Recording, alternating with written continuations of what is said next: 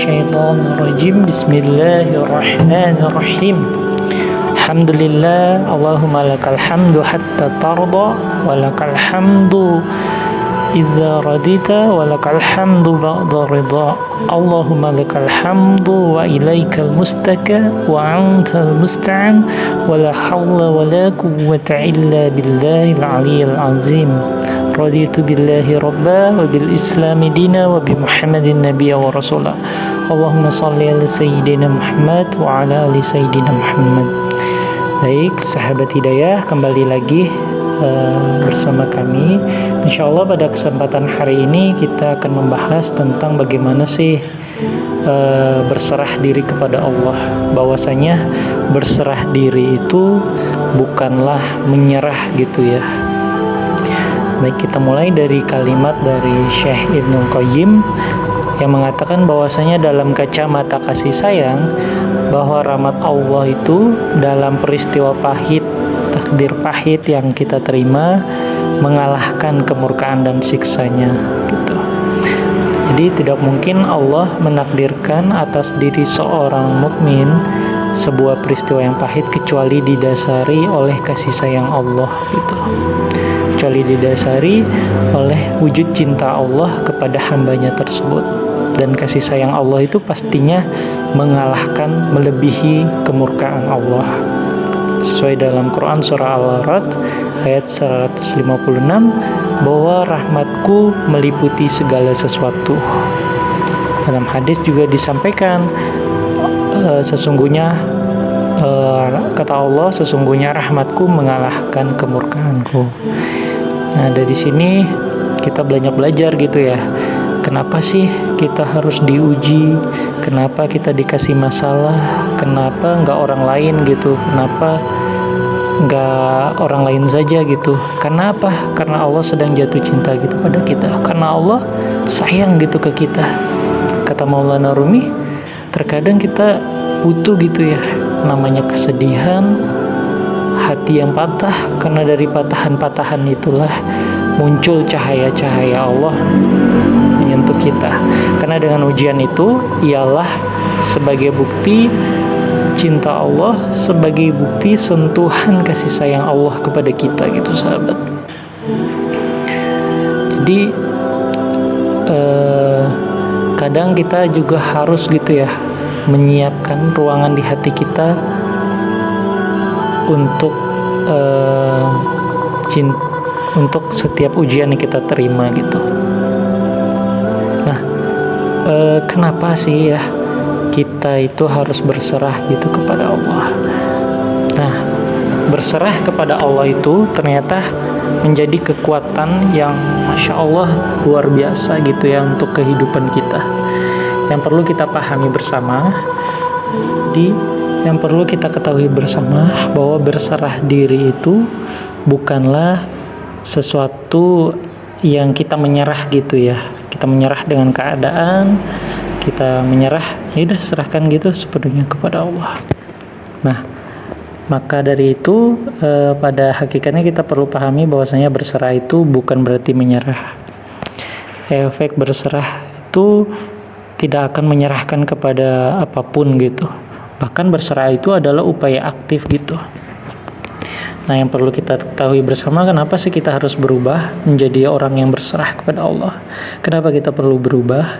Karena hidup itu adalah perjalanan transformasi diri. Tujuan kita hidup di dunia ini, kata Allah, "Wa ma khalaqtul jinna wal insa illa liya'budun." Allah tidak menciptakan jin dan manusia kecuali untuk beribadah kepadaku, kata Allah. Bahwa kita sebagai hamba itu ya 3 tujuan hidup tadi: beribadah, kemudian beribadah menjadi khalifah, dan juga memberi rahmah. Karena kita membantu sesama gitu ya. Oleh karena itu kita harus senantiasa berubah menjadi lebih baik.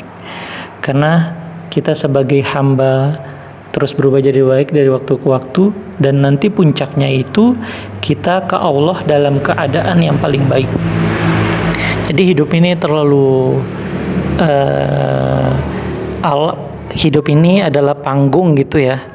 Jadi ya Allah menyaksikan kita, yaitu ya udah lakukanlah yang terbaik, jadikanlah kita mati dalam keadaan paling baik untuk ketika bertemu kepada Allah. Jadi terlalu sederhana jika hidup ini singkat.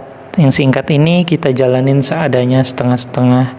Jadi kita harus all out gitu untuk memperbaiki diri kita. Untuk menjalankan ini kita dititipkan kekuatan oleh Allah gitu ya. Fisik, pikiran, akal sehat, dan lain sebagainya, yang itu digunakan oleh kita untuk senantiasa mengimprove gitu ya, dalam bertransformasi. Pada akhirnya perjalanan kita dari Allah untuk Allah. Karena kita seringkali beda persepsi bahwasanya kalimat inna lillahi wa inna ilaihi rajiun itu sebenarnya rumus hidup gitu ya. Karena kita ini akan kembali ke Allah gitu, dari perjalanan dari Allah untuk Allah. Jadi ada satu kunci untuk kita menjadi hamba, terus memperbaiki diri, berubah ke arah yang lebih baik, yaitu dengan berserah diri kepada Allah. Jadi ada ada beberapa ini ya, dorongan untuk orang berubah gitu ya sahabat. Tapi sebelum kita ke situ, ada dalam kurva Kubler-Ross, di mana ini kurva yang menggambarkan perubahan gitu ya, di mana yang kita mengalami shock, kemudian marah, kemudian depresi, kemudian dalam proses alamiahnya kita akan mendapati penerimaan gitu, penerimaan diri gitu, berdamai dengan diri kita sendiri. Namun itu butuh waktu yang lama gitu. Nah, ada kuncinya, ada jalan pintasnya, yaitu dengan berserah kepada Allah. Dari awalnya shock, mengalami kejadian gitu ya, masalah, ya kita berserah diri kepada Allah gitu. Itu langsung kita akan mencapai pada tahap berdamai pada diri kita sendiri. Nah, ada 3 hal yang bisa yang membuat orang itu berubah gitu ya. Yang pertama itu faktor rasional, kemudian yang kedua itu faktor emosional, kemudian spiritual gitu. Nah, rasional, contohnya jika para perokok, ini bapak-bapak ataupun ibu-ibu atau kaum hawa yang merokok gitu ya, ingin berubah gitu. Misalnya, aduh, saya merasa rugi gitu ya. Logikanya kan kita rugi ya, merokok itu kan habisin uang, asapnya juga jadi ampas gitu ya, habis gitu aja, bahkan kayak membakar uang gitu. Kesehatan malah lebih buruk, malah lebih banyak mudaratnya gitu. Akhirnya dorongan rasional ini yang masuk ke dalam logika kita sehingga orang ingin berubah. Kemudian tahap selanjutnya itu naik tingkat di emosional gitu. Nah, jadi ketika seseorang mulai berpikir gitu, waduh, saya ini sudah berkeluarga, saya harus menjadi role model gitu bagi keluarga saya, anak saya, pasangan saya gitu. Nah, akhirnya dengan dorongan emosional ini dia berubah menjadi lebih baik. Tidak merokok, yang awalnya merokok jadi tidak merokok. Kemudian tahap ketiga yang paling tinggi gitu ya, tingkat perubahannya gitu, ya ini faktor spiritual power gitu. Puncaknya yaitu ya udah gitu ya, ini Allah larang gitu dalam Al-Quran, Allah larang gitu ya. Kemudian dia yakin gitu bahwasanya dia, aduh, saya tinggalkan ini, hal yang dilarang oleh Allah, maka saya akan disayang gitu oleh Allah, karena dia ingin diampuni oleh Allah gitu. Akhirnya akan berubah gitu secara signifikan. Jadi ini milestone yang harus dilakukan step by step gitu. Yang ini menunjukkan bahwasanya berserah diri kepada Allah adalah spiritual power paling besar gitu. Berserah diri itu adalah puncak dorongan tertinggi gitu. Nah, jadi yang perlu kita pahami bersama bahwasanya berserah itu adalah spiritual power gitu. Kalau orang udah didorong oleh spiritual power ini, ketika ditantang, di-challenge, diberi hambatan, baik yang kecil maupun yang besar, yang mudah maupun tidak mudah, ia tidak akan berhenti, dia tidak akan menyerah gitu. Maka dari itu ketika dia berserah kepada Allah, dia tidak akan menyerah gitu. Dorongannya itu ya pengen Allah perhatikan dia gitu ya. Dorongannya itu ya pengen Allah mengampuni segala kesalahannya, mengampuni segala dosa-dosanya gitu. Jadi berserah itu ialah spiritual power gitu. Kemudian ternyata dengan berserah itu akan membuka gitu ya, unlock your potential gitu. Dengan berserah itu kita menjadi ini ya, wadah untuk membuka mental block, membuka emotional block gitu ya. Yang ini udah bawaan gitu ya, misalnya aduh saya tuh nggak bisa tuh kayak gini, kemampuan saya tuh kayak gini gitu. Akhirnya dengan berserah diri kepada Allah itu memberikan kekuatan untuk membuka belenggu dari diri kita gitu ya, membuka mental block, membuka emotional block gitu ya. Karena dengan berserah diri kepada Allah ya udah kita yakin kita sudah ikhtiar semampu kita, kemudian kita serahkan gitu hasilnya kepada Allah. Karena sejatinya itu adalah sudah Allah tentukan, sudah Allah gariskan, sudah Allah takdirkan. Kemudian manfaat berserah yaitu yang ketiga, berserah itu heal yourself gitu. Dengan berserah itu ternyata menjadi obat healing gitu. Obat healing terbaik yakni dengan berserah gitu kepada Allah. Berserah itu memiliki kekuatan untuk menyembuhkan diri kita gitu. Nanti teman-teman akan melewati yang namanya fase-fase ketika pada yang mungkin anak-anak muda pernah yang namanya masa-masa quarter life crisis. Jadi merasa krisis kepercayaan dan lain sebagainya, pernah jatuh, pernah mengalami masalah dalam hidup sehingga terpuruk gitu, segitu terpuruknya. Dengan berserah kepada Allah ini memberikan kekuatan, menyembuhkan gitu. Bahkan lebih dalam lagi, dengan berserah diri kepada Allah itu sahabat bahkan bisa menyembuhkan luka batin gitu. Setiap orang itu pasti punya luka, di antara penyembuh yang paling ampuh, obat yang paling ampuh yaitu berserah diri kepada Allah. Jadi gimana sih cara membuka gitu ya dengan berserah?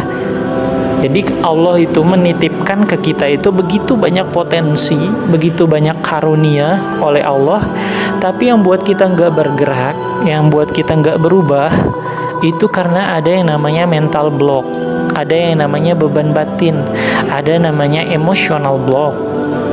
Jadi begitulah dengan kesuksesan seseorang, karena dia yang awalnya terkunci dengan emosi negatifnya, emosi yang disikapi tidak tepat sehingga berefek negatif gitu, dimana tidak lepas atau dia tidak mau dia lepas gitu. Jadi terlalu obsesi gitu ya, terlalu melekat apa yang diinginkan, karena itu semakin jauh dengan yang diinginkan. Yang pertama mungkin karena setiap langkahnya gitu terlalu menuruti nafsu, yakin banget gitu dengan kekuatannya gitu. Padahal ada tangan-tangan Allah yang begitu besar gitu, begitu dahsyat gitu. Ketika kita menyerahkan, berserah diri sepenuhnya kepada Allah, dan yang perlu dipahami itu berserah diri itu sejalan dengan ikhtiar kita gitu. Jadi bukan hanya kita melepaskan sepenuhnya gitu ya. Nah, pilihan ini jadi begitu, pilihan ini kita yang tentukan gitu ya. Di satu sisi kita punya ambisi, di sisi lain kita harus membingkai semuanya itu dengan berserah diri kepada Allah. Sempurnakan niat, luruskan niat, sempurnakan ikhtiar gitu. Nah, jadi di saat kita tetap qanaah, tetap menerima dengan kedamaian hati, gabungkan gitu dengan azam yang kuat tapi tanpa melekat gitu. Faiza azamta fatawakkal 'ala Allah gitu. Jadi tetap juga gitu ya, kita tawakal kepada Allah, itu akan memudahkan seseorang untuk menjadi sukses gitu ya. Begitulah dahsyatnya ketika kita berserah kepada Allah, membuka begitu banyak pintu-pintu, membuka pintu banyak kunci-kunci, membuka pintu banyak hal-hal positif yang bahkan menjadi medan magnet, menjadi lead magnet gitu, hal-hal yang baik yang awalnya kekunci jadi terbuka gitu, karena kita telah berserah kepada Allah. Kemudian yang keempat, dengan berserah itu menjadi ini ya, the path to inner peace. Jadi dengan berserah akan mengantarkan kita kepada inner peace, pada kedamaian gitu. Ketika kita berserah, itu kita akan dihantarkan, jalankan kepada inner peace. Nah, katanya, kata Rasul, barang siapa yang berserah, bertawakal kepada Allah, maka hamba itu akan mendapatkan 3 hal. Ditunjuki, Allah tuntun gitu ke jalan-jalan yang terbaik. Kemudian Allah dicukupi segala keperluannya. Ditunjuki, dicukupi, kemudian yang ketiga itu Allah lindungi gitu, dilindungi, baik dari imannya, Islamnya, dan lain-lain.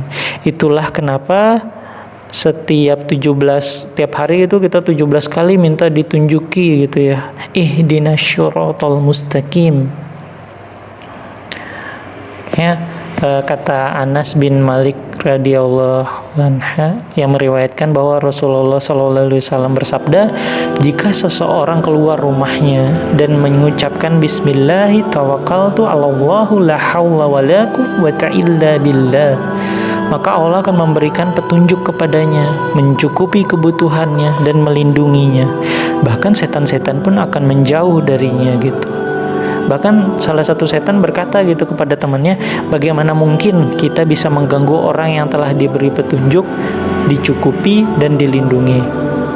Hadis tersebut diriwayatkan oleh Abu Daud, Tirmizi, dan Al-Albani.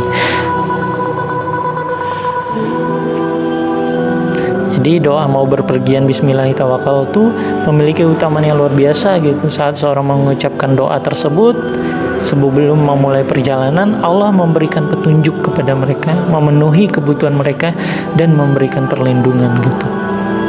Ini bukti bahwasanya berserah itu adalah upaya aktif gitu. Ini bukti bahwa berserah itu adalah upaya aktif, karena doa ini kita baca saat keluar dari rumah. Jika kita membaca berserah diri kepada Allah, maka kata Rasul, hudita wa kufita wa wukita, dia itu akan diberi petunjuk, dicukupi, dan dilindungi. Bahkan setan pun akan pergi gitu darinya. Nah, lalu apalagi gitu efek dari kekuatan dengan berserah kepada Allah gitu? Memudahkan yang sulit dan melampangkan yang sempit gitu. Allah itu maha kuasa gitu dan menghapus segala susah. Dalam Quran surat Ali Imran ayat 160, jika Allah menolong kamu, maka tak adalah orang yang dapat mengalahkanmu gitu.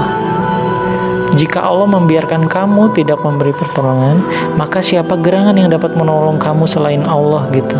Sesudah itu, karena itulah hendaklah kepada Allah saja orang-orang mukmin bertawakal. Jadi Allah itu memudahkan yang sulit dan melampangkan yang sempit jika kita berserah kepada Allah. Apalagi efeknya, yakni dengan berserah kepada Allah itu akan menghadirkan ketenangan gitu, sahabat.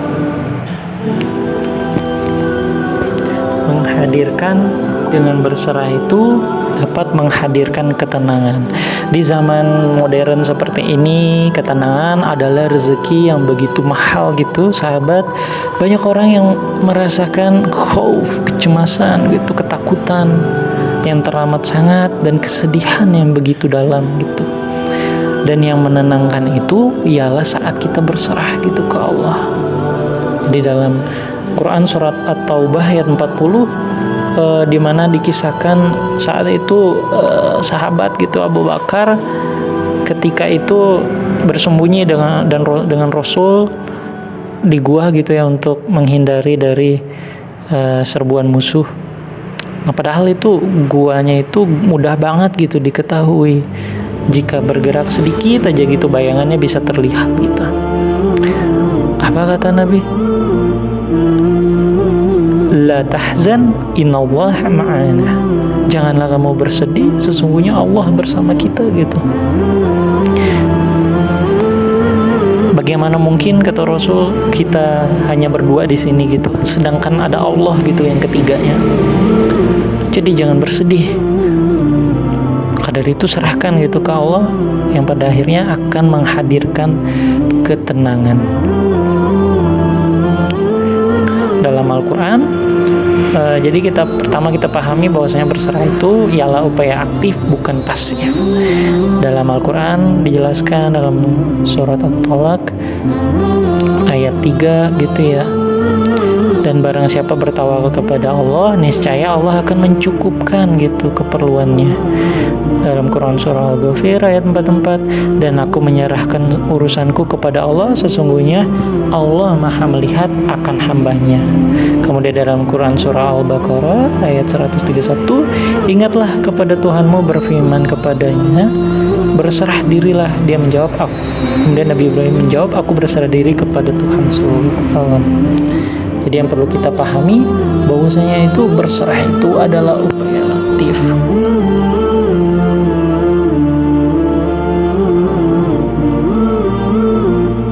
Jadi berserah itu upaya aktif.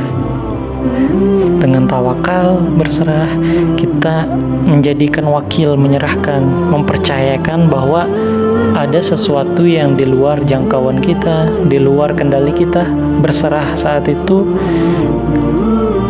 berserahlah gitu. Jadi setelah kita bergerak dengan ikhtiar semaksimal mungkin, bagaimanapun hasilnya, kita tetap berserah kepada Allah.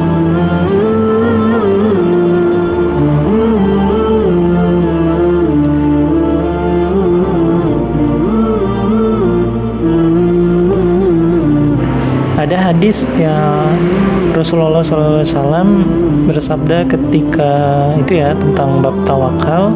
Rasul berkata, ikat untamu dan bertawakallah gitu ya. Hadis ini mengisahkan tentang seorang laki-laki yang ingin meninggalkan unta di depan masjid, alasannya karena ingin bertawakal kepada Allah. Lalu Rasul berkata, ikat untamu dan bertawakallah gitu.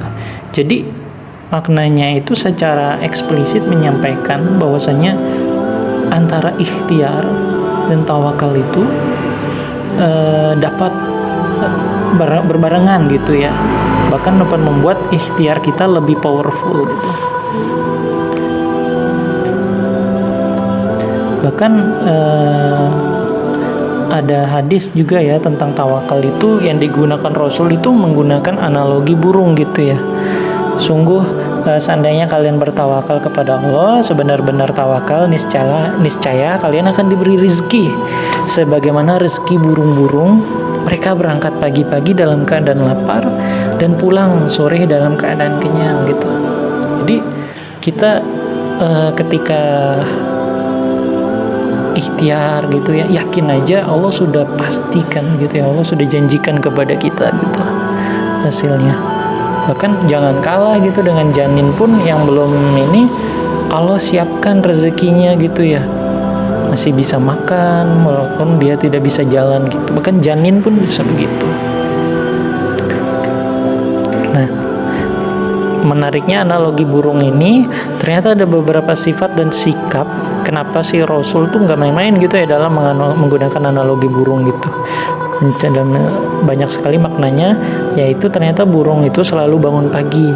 Ya, tidak ada burung yang bangunnya kesiangan, mungkin kecuali burung sakit atau burung hantu gitu ya. Karena memang dia hewan yang bergerak di malam hari.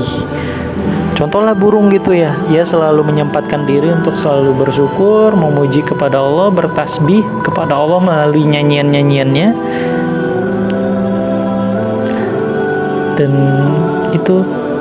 Dan yakin gitu ya. Yang kedua, burung itu selalu berusaha berdiri, bersiap sebelum terbang gitu.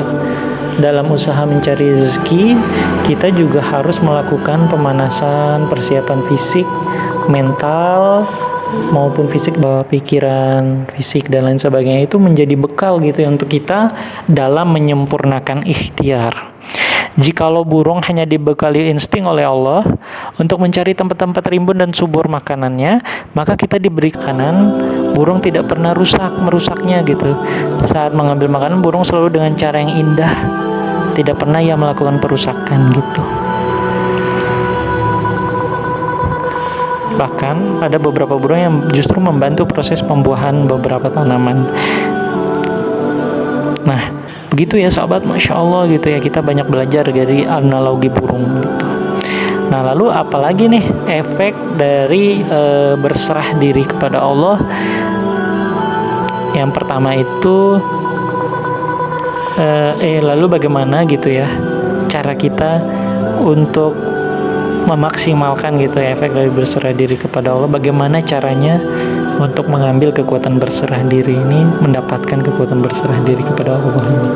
Yang pertama yaitu pindah zona gitu, dari zona nafsu, obsessive controlling, menuju zona berserah gitu, surrender to Allah. Pindah zona. Kenapa sih dari zona nafsu? Karena dari zona nafsu itu kan itu lebih dominan, yang berada dalam kendali kita gitu. Kita merasa banyak sekali kecemasan, ketakutan, yang membuat kita semua harus selalu sesuai apa yang kita inginkan. Padahal boleh jadi itu baik menurut kita, tapi nggak baik menurut Allah gitu. Jadi wujud kecemasan itulah yang menjadikan memberikan sentuhan sayang gitu ke Allah.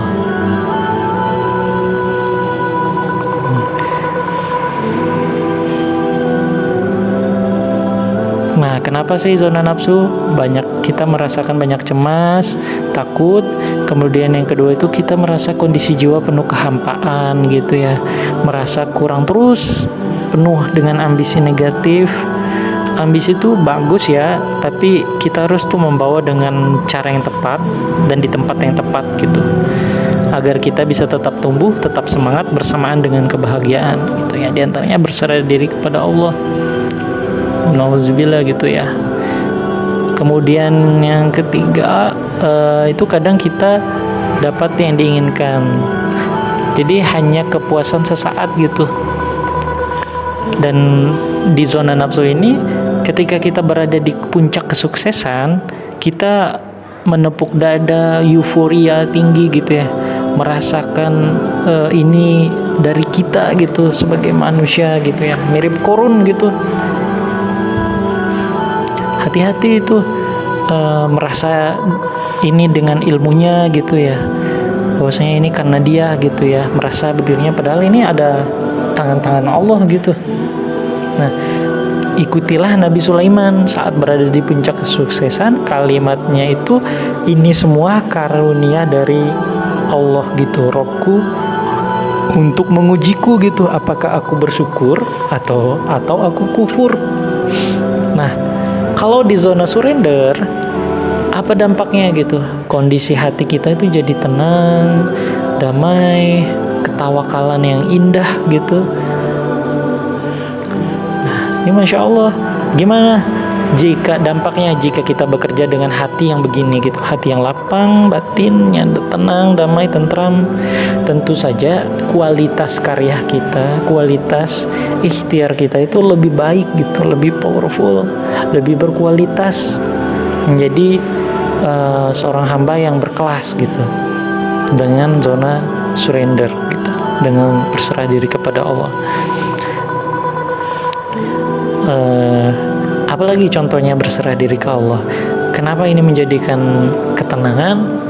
Kita ambil contoh Mujahid Hamas Palestina gitu ya. Tuh logikanya gitu ya sahabat, nggak mungkin ya kalau dari sisi ini SDM itu Palestina itu kalah jauh gitu. Pihak Israel didukung dengan Amerika Serikat, Inggris, dan negara-negara adidaya lainnya. Tapi mereka itu tetap tidak takut. Karena apa? Karena ada Allah gitu. Karena mereka yakin, karena mereka telah berserah diri ke Allah, yang pada akhirnya hingga saat ini Palestina itu tidak kalah gitu. Palestina itu tidak tumbang. Kalau seandainya mereka menyerah, nah ini bisa dipahami bahwanya berserah itu bukan menyerah. Kalau seandainya Palestina itu menyerahkan gitu sepenuhnya ke Allah, menyerahkan sepenuhnya itu ke diri, menyerah gitu, artinya mereka Palestina saat ini mungkin sudah tidak ada gitu. Oleh karena itu berserah diri itu memberikan kekuatan gitu yang jauh lebih besar. Akhirnya Palestina sampai dengan saat ini masih berjuang dan tidak terkalahkan. Yang kedua, dampak surrender itu, berserah diri kepada Allah itu, kondisi batin hati selalu merasa cukup gitu, selalu bersyukur. La in syakartum la azidanakum wa la in kafartum inna azabi lasyadid. Hal ini akan berdampak gitu ya. Kata Allah, jika kamu bersyukur, aku akan menambah nikmatmu. Artinya batin kita ketika merasa selalu cukup, bersyukur, Allah akan tambah nikmat lainnya. Nah, jadi dengan berserah diri kepada Allah, ini akan mengundang nikmat-nikmat lainnya gitu, akan mendatang kepada kita. Rezeki-rezeki akan datang gitu. Kemudian yang ketiga itu, orang yang berserah kepada Allah itu, dia selalu merasa apa yang lebih baik dari apa yang diinginkan gitu. Dia tidak pernah sibuk dengan berkeluh kesah gitu, karena yakin semua yang terbaik itu datangnya dari Allah. Yang keempat itu, ketika di puncak kesuksesan, dia akan selalu rendah hati, tenang, karena yakin kayak Nabi Sulaiman tadi, yakin bahwa semua ini adalah karunia dari Allah. Keren kan gitu ya, berserah diri kepada Allah. Dengan berserah itu kita jadi nggak mudah stres. Kemudian bagaimana sih cara pindah zonanya? Yaitu kita harus mengubah sudut pandang kehidupan gitu. Mengubah setiap cara pandang, kacamata kita dalam melihat berbagai kehidupan.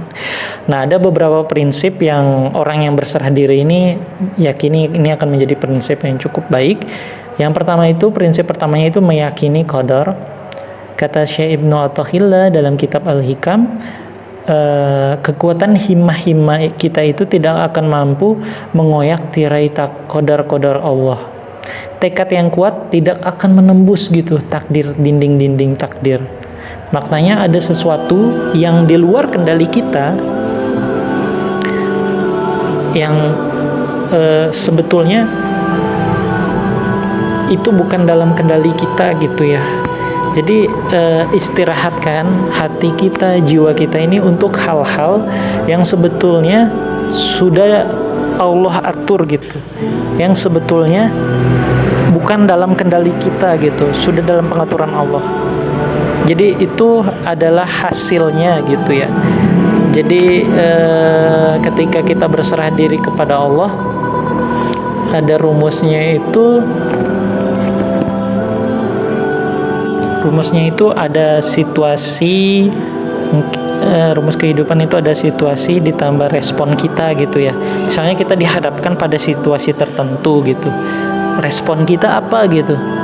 Nah, kemampuan untuk memilih yang terbaik, kemampuan untuk menempatkan diri dalam respon kita yang terbaik, itulah ability to choose respond gitu. Nah, itulah yang menjadi kendali kita gitu. Hasilnya yaitu di luar kendali kita, itu serahkan kepada Allah gitu ya. Insya Allah kita itu seringkali energi kita itu dihabiskan dengan mengkhawatirkan takdir-takdir yang hal-hal yang sebetulnya di luar kendali kita gitu. Udah serahkan kepada Allah, berserah diri kepada Allah.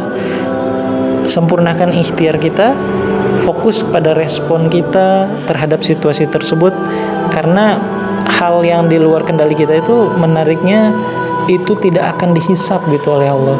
Omongan orang lain, bahkan mereka yang dihisap, bukan kita gitu yang dihisap. Jadi istirahatkan gitu hati kita untuk hal-hal yang di luar kendali kita.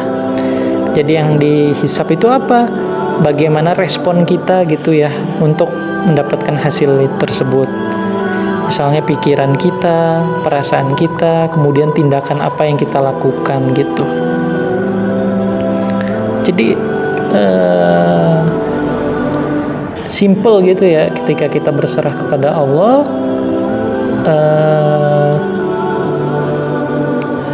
kita akan tidak repot dengan hal-hal yang di luar kendali kita. Mungkin dulu kita pernah belajar yang tentang takdir mubrom sama takdir mu'alak.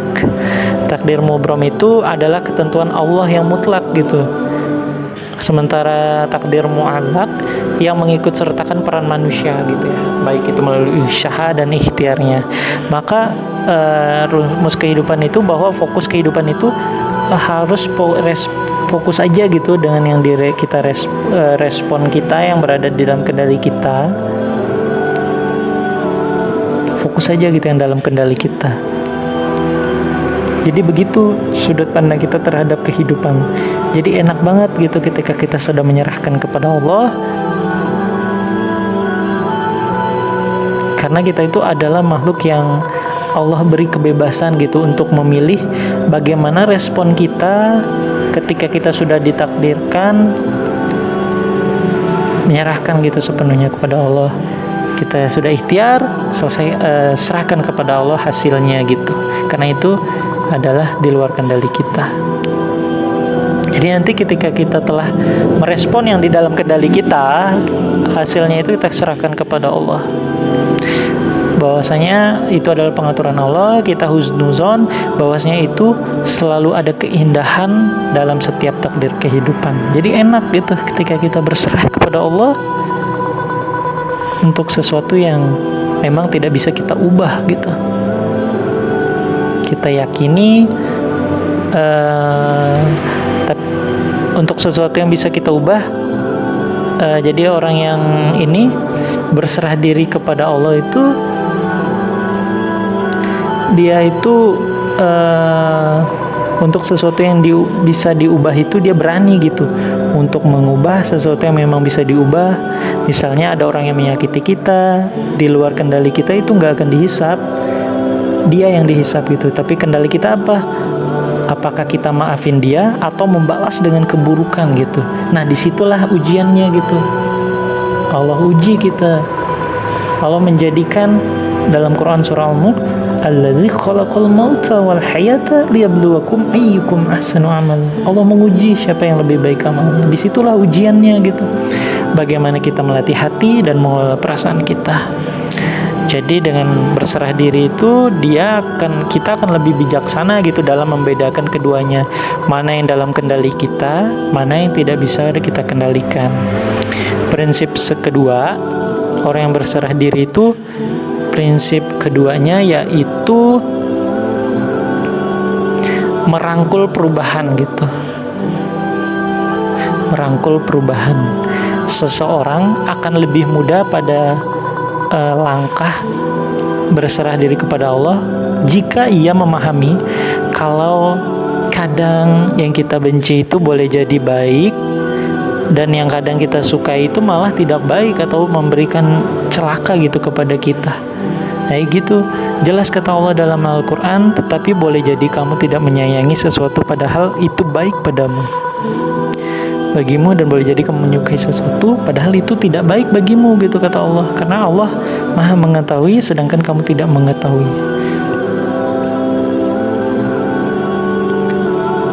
Nah, jadi begitu gitu ya, ketika kita berserah, kita merangkul perubahan. Dalam kehidupan itu kita menerima adanya perubahan, percaya bahwa yang terjadinya perubahan ini yang diberikan oleh Allah adalah hal yang terbaik, walaupun mungkin itu tidak sesuai dengan hawa nafsu kita. Nah, itu sudut pandang kedua gitu. Prinsip kedua yaitu merangkul perubahan gitu, rubah sudut pandang kita. Jangan sampai keterlambatan datangnya seakan-akan Allah tidak akan pernah terlambat sih gitu ya. Allah selalu memberikan waktu yang tepat, di waktu yang tepat, mengabulkan doa dengan tepat. Tapi kadang sudut pandang kita aja gitu, aduh kenapa kapan ya pengabulan doa itu kok terlambat gitu ya. Padahal Allah menyempurnakan gitu doa-doa kita, menyempurnakan secara indah gitu. Karena Allah yang paling tahu dalam bentuk apa dan kapan waktu yang paling baik. Allah paling tahu gitu sahabat. Nabi Musa menunggu sampai 40 tahun gitu, sampai akhirnya Firaun bisa dikalahkan, ditenggelamkan. Nabi Ayub alaihissalam sakitnya mungkin belasan tahun gitu. Nabi Yusuf di penjara belasan tahun. Dan bukan salah dia, Nabi Yakub juga bersabar 14 tahun menunggu, merindukan anaknya. Kemudian Nabi Zakaria sampai tua gitu menanti anaknya gitu. Jadi kadang-kadang kita mungkin berkata, kapan pertolongan Allah itu datang? Sampai kapan? Sampai kita kehilangan optimis. Yakin aja gitu bahwa sebenarnya timingnya itu Allah sudah siapkan gitu, timing yang tepat. Kemudian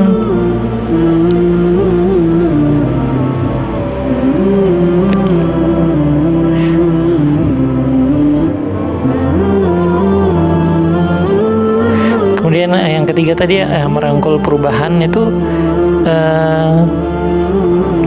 jadi kita bisa merangkul perubahan, mengubah sudut pandang kita tentang perubahan dalam hidup, keniscayaan itu kita rangkul gitu.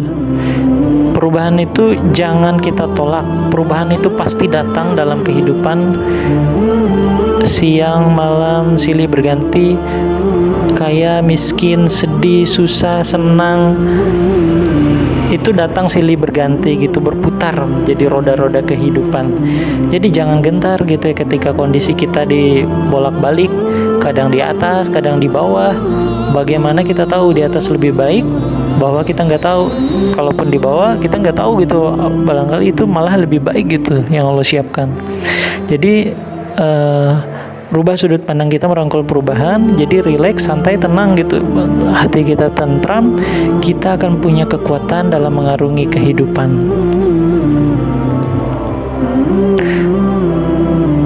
Nah, jadi kita meyakini gitu ya,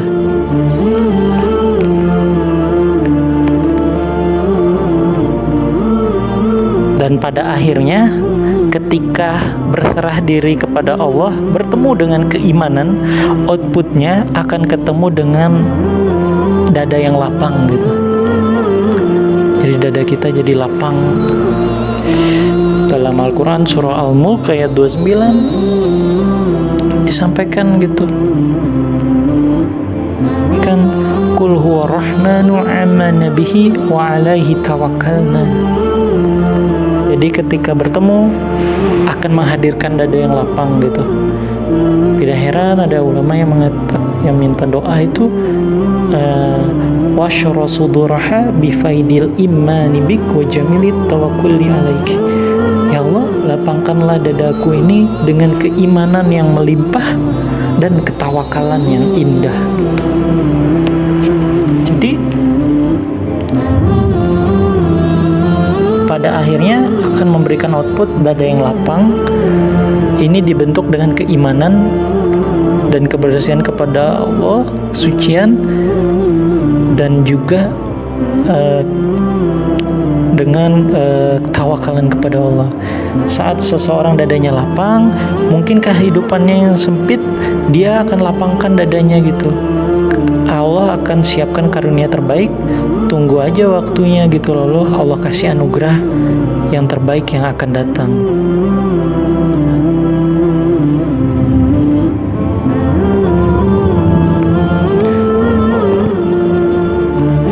Jadi gitu sahabat.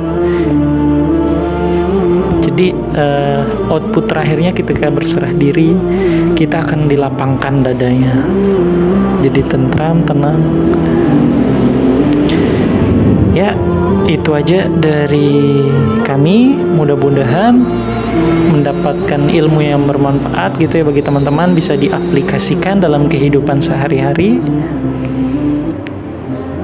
Ya, semoga dapat bermanfaat.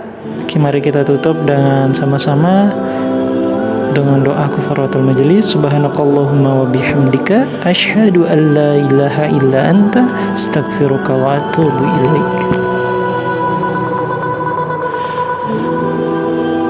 Wassalamualaikum warahmatullahi wabarakatuh. Jangan lupa di share, komen, subscribe, like, agar ini menjadi jalan dakwah juga bagi kita semua. Assalamualaikum warahmatullahi wabarakatuh.